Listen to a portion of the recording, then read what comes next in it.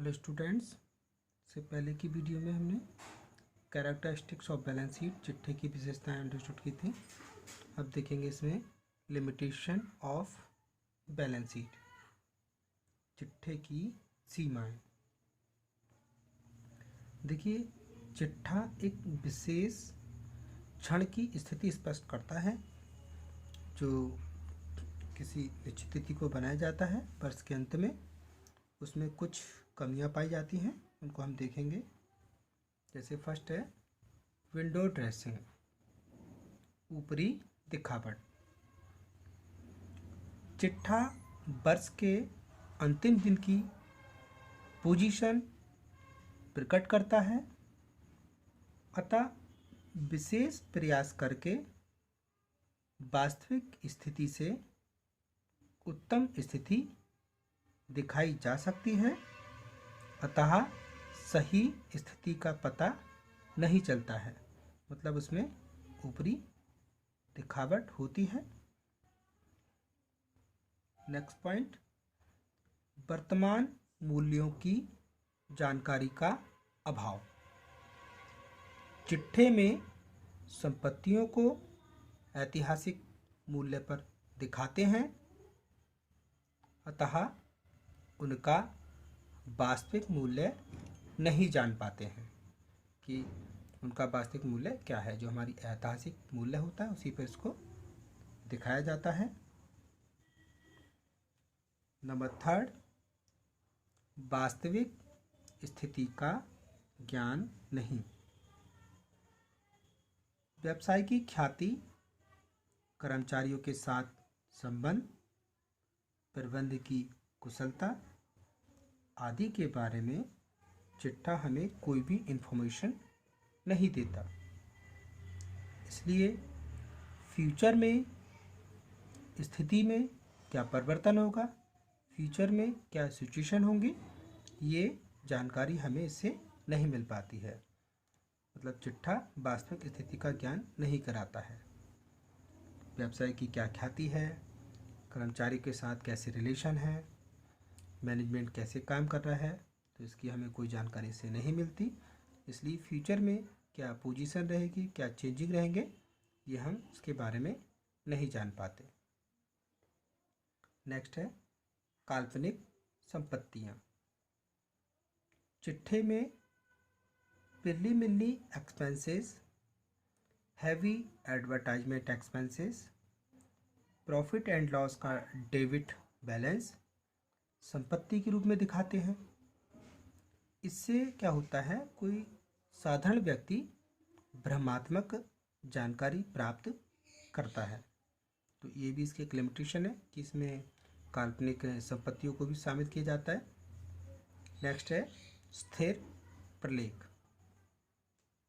चिट्ठा केवल विशेष क्षण की ही स्थिति स्पष्ट करता है, अतः इससे कुछ दिन पहले की पोजीशन क्या थी, वर्ष भर पोजीशन कैसी रही, फ्यूचर में क्या पोजीशन रहेगी, इसकी जानकारी प्राप्त नहीं होती है। तो ये थी लिमिटेशन ऑफ बैलेंस शीट, चिट्ठे की सीमाएं।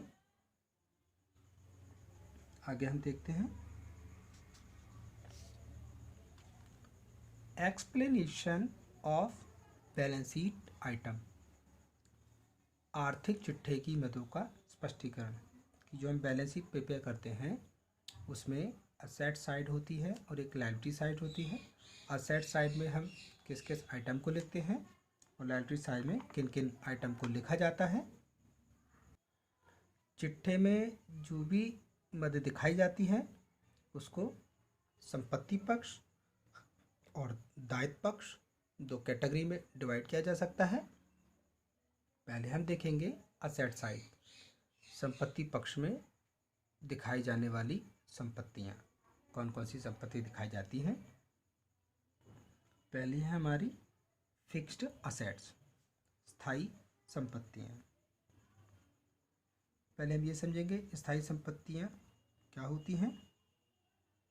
स्थायी संपत्तियां वे सभी संपत्तियां होती हैं जो प्रॉफिट अर्न करने में उपयोगी होती हैं, साथ ही जिनका भौतिक अस्तित्व भी होता है, मतलब फिजिकल एक्सिस्टेंस भी होता है।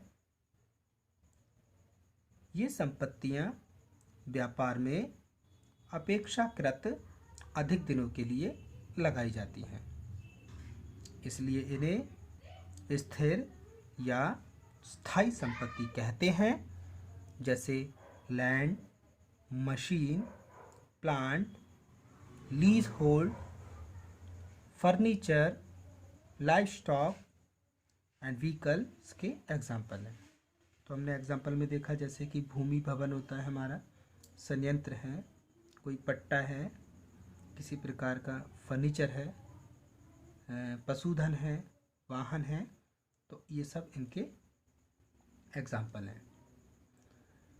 स्थायी संपत्तियों को वास्तविक मूल्य पर जो स्थिति विवरण होती है, बैलेंस शीट, उसमें दिखाना उपयुक्त माना जाता है, लेकिन इसके वास्तविक मूल्य के संबंध में जो विभिन्न विद्वान हैं उनके बीच में मतभेद है। कुछ विद्वान संपत्ति का वास्तविक मूल्य जो एक्चुअल वैल्यू है उसको यूजफुलनेस मानते हैं। उनके अनुसार वास्तविक मूल्य संपत्ति की लागत में ह्रास की रकम को घटाकर प्राप्त किया जा सकता है। तो जो संपत्ति का वास्तविक मूल्य होता है उसमें से हम डेप्रिसिएशन को घटा देते हैं। अब यहाँ प्रश्न उठता है डेप्रिसिएशन क्या होता है। तो किसी भी स्थायी संपत्ति जैसे कि हमारी मशीन है या फर्नीचर है, तो मशीन के लगातार चलने से उसमें उसके जो पुर्जों में घिसावट आ जाती है, तो उससे क्या होता है, उसके मूल्य में कुछ कमी हो जाती है। जितनी मूल्य में कमी होती है हम उसी को ह्रास कहते हैं। तो संपत्ति की जो एक्चुअल वैल्यू है उसमें से डेप्रिसिएशन का अमाउंट घटाकर दिखाया जा सकता है। ये विचारधारा मात्र व्यापार को चालू रखने की स्थिति में ही सही लगती है, लेकिन संपत्तियों को बेचने की कंडीशन में जो असेट्स का मार्केट प्राइस है वही मान्य होता है, वैलिड होता है। तो हमने देखा कि संपत्ति पक्ष में पहला जो पॉइंट दिखाते हैं वो स्थायी संपत्तियां, फिक्स असेट्स होती हैं। दूसरा पॉइंट चालू संपत्तियां, करंट असेट्स। चालू संपत्तियां किसी व्यवसाय की वे संपत्तियां होती हैं जिन्हें वर्ष के अंदर कैश में परिवर्तित किया जा सकता है, या कह सकते हैं जो 12 माह के अंदर नकदी में चेंज हो सकती हैं या व्यवसाय के कार्य में प्रयुक्त हो जाती हैं। जो संपत्तियां व्यवसाय के कार्य में प्रयुक्त होती हैं, जैसे कि मॉल का स्टॉक कह सकते हैं, फुटकर सामान स्टोर्स कह सकते हैं, वे भी तैयार माल में बदलकर बाद में हम उसको कैश में चेंज कर सकते हैं। और जो चालू संपत्तियां हैं उनको भी हमने 2 पार्ट कर लिए हैं और 2 पार्ट में देखते हैं।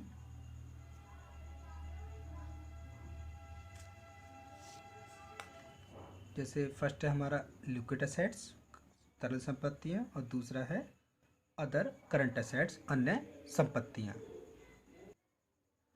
लिक्विड असेट्स वे संपत्तियां होती हैं जिन्हें जल्दी ही रोकड़ में परिवर्तित किया जा सकता है। इनको तरल संपत्तियां भी कहते हैं। तरल संपत्तियों में क्या क्या हो सकती हैं, जैसे कैश इन हैंड, रोकड़ हाथ में, कैश एट बैंक, रोकड़ बैंक में, मार्केटेबल इन्वेस्टमेंट, बिक्री योग्य विनियोग, डेब्टर, देनदार, बिल रिसीवेबल, प्राप्य विपत्र, या और भी हो सकते हैं। जैसे संदिग्ध ऋणों के लिए जो प्रावधान है वो करके। तो ये हमारी लिक्विड असेट्स होती हैं जिनको हम शीघ्र ही कैश में परिवर्तित कर सकते हैं। सेकंड था हमारा अदर करंट असेट्स, अन्य चालू संपत्तियां। ये वे संपत्तियां होती हैं जो वर्ष में रोकड़ में तो परिवर्तित हो जाती हैं, लेकिन अगर हम इनको शीघ्र रोकड़ में बदलना चाहें तो इनको हम शीघ्र रोकड़ में नहीं बदल सकते। जैसे कि स्टॉक ऑफ रॉ मटेरियल, कच्चे माल का स्टॉक, स्टॉक ऑफ स्टोर्स, अन्य उपभोग्य माल का stock, stock of work in progress, अर्धनिर्मित वस्तुओं का stock, stock of finished good, तैयार माल का स्टॉक, प्रीपेड एक्सपेंसेस, पूर्वदत्त व्यय। तो जो स्टॉक ऑफ रॉ मटेरियल होता है, कच्चे माल का स्टॉक, तो जो हमारे पास कच्चा माल है उसको हम कच्चा नहीं बेच सकते, उसको जब तक फिनिश गुड नहीं कर लेंगे, तैयार नहीं कर लेंगे, तब तक उसको नहीं बेचा जाएगा। स्टॉक ऑफ स्टोर्स, जो भी हमारा उपभोग का माल है वो भी जब तक बिकेगा नहीं हम उसको कैश में चेंज नहीं कर सकते। Stock of work in progress, work in progress का मतलब कच्चे माल से हम उसमें थोड़ा सा उसको तैयार कर चुके हैं लेकिन अभी तैयार नहीं हुआ है, तो ऐसे माल को भी हम जल्दी नहीं बेच सकते, तो इसको भी कैश में चेंज नहीं कर सकते। स्टॉक ऑफ फिनिश्ड गुड्स, माल तैयार है लेकिन अभी बिका नहीं है, तो जब तक माल नहीं बिका है उसको कैश में चेंज नहीं कर सकते। ऐसे ही प्रीपेड एक्सपेंसेस हैं। तो ये हमने देखे अदर करंट असेट्स। नेक्स्ट देखते हैं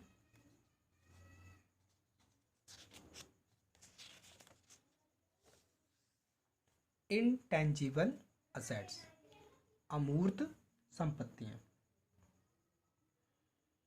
अमूर्त, जिनकी कोई मूर्ति ना हो, मतलब मूर्त ना हो, जिनको हम ना तो देख सकते हैं ना ही छू सकते हैं, ऐसी संपत्तियां हमारी अमूर्त संपत्तियां कहलाती हैं।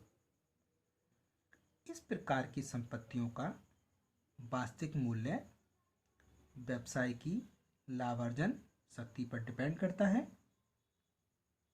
इस प्रकार की संपत्तियों के वैल्यूशन के मामले में अकाउंटेंट, लॉयर, मैनेजर मतभेद रखते हैं और विश्लेषक के ऊपर इसका भारी बोझ पड़ता है।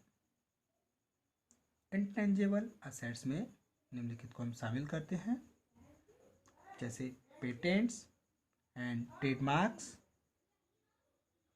Copyright, formulas and licence. Next goodwill. तो ये जो हमारे पेटेंट और ट्रेडमार्क हैं इनको हम अमूर्त संपत्तियां कहते हैं, और किसी प्रकार का हमने कोई फार्मूला तैयार किया है, कोई लाइसेंस लिया है किसी चीज़ का, या हमने मुद्रण अधिकार लिया है जैसे बुक्स को छापने का अधिकार या गुडविल, ख्याति, तो ये सारी हमारी इंटेंजिबल असेट्स होती हैं जिनको हम देख सकते हैं ना ही स्पर्श कर सकते हैं, उसको हम थर्ड नंबर पे रखते हैं। तो आज के लिए बस इतना ही। नेक्स्ट हम इसको अगली वीडियो में चर्चा करेंगे। Thank you students.